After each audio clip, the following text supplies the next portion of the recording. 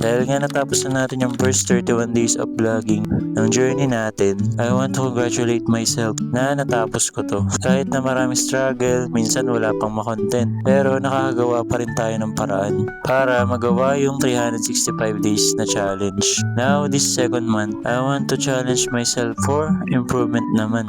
No sugar, no fast food, no processed food. And gusto kong idagdag yung fitness journey this time. Dapat nga noong January ko pa ito ginawa pero nag-adjust kasi ako sa vlogging. Di talaga madali sa una. Madaming adjustment. Puyat, delay pa minsan, but still we follow the rules na dapat same day yung gagamitin natin na video para sa content for this challenge. So kanina, during class namin sa NSTV2, we asked about if meron bang walang religion sa loob ng klase. Then tinaas ko yung kamay ko, tapos nagtinginan sila lahat sa akin. Siguro dahil bago sa kanila, pero sa certificate naman, I'm Catholic. Then nung second church ko is INC ako. Yung na-invite ako ni Bunsugap sa church nila.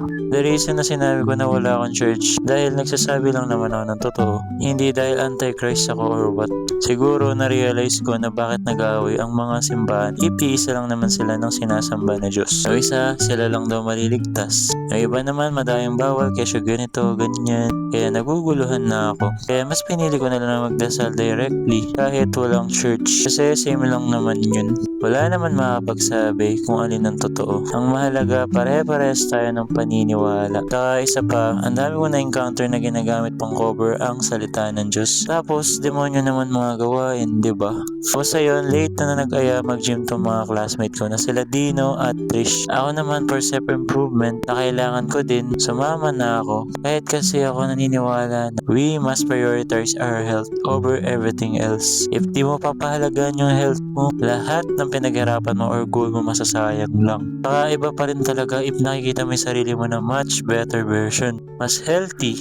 Tapos once na dumating na yung time na ang ganda na ng body physique mo, nakaka-proud yun. Di ka nataga-like ng mga magagandang katawan na nagpe-flex sa social media. Kasi naiingit ka na sana ganun din ako. Pero this time ikaw naman, take action. Sinimulan na natin kahit hindi perfect. Kasi along the way naman matututunan din natin yan.